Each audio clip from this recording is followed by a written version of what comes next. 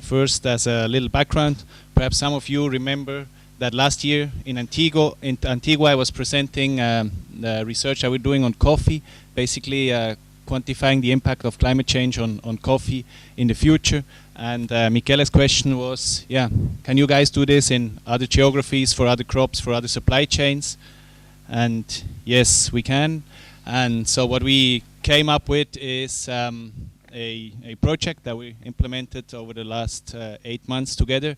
So we developed a framework for supply chain inclusive adaptation strategies. We developed tools and methodologies that enable Oxfam to scale out the approach, and we demonstrate the framework and the tools in 3 case studies in Latin America. And then we also developed carbon footprinting at farm level and along the supply chain, and we developed a online carbon footprinting tool. So the last part will be presented in the afternoon by Stephanie and Norbert from Cropster, Sustainable Food Lab and Cropster. Okay, so when we started out in May, so from May to now it's about eight months.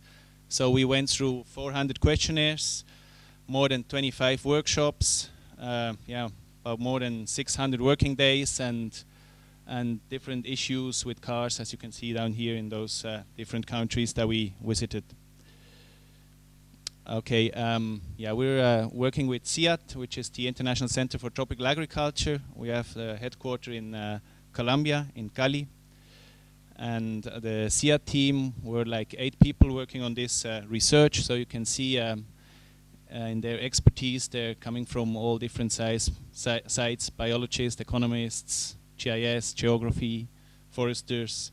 And so this was only our team, but there were like in each country 10 or more people from Oxfam and partners collaborating with us. So there's not enough space to put all the pictures there, but it's like many people helped us to implement this project. So there were 3 different case studies. The first one is the frozen vegetable supply chain.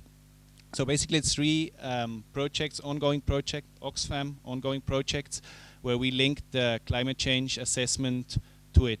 So the first example, or the first case study, is the frozen vegetable supply chain, which is in the highlands of Guatemala, where broccoli and sweet pea are produced, and other vegetables that are being frozen and then exported to the US market. So the supply chain is like smallholder farmers, then intermediaries, and at the end it goes to Cisco, who distributes it to all over the world, I assume.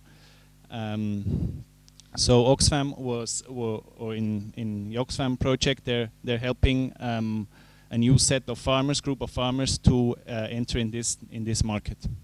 The second example is the Mercado Campesino example in Bogota, where Oxfam is helping smallholder farmers to get more direct access to farmers markets in Bogota. So every month or several times a year, many times a year, they organize those markets where farmers can bring their fruits and vegetables directly to the market, which yields in higher income for the farmers and lower price for the consumers.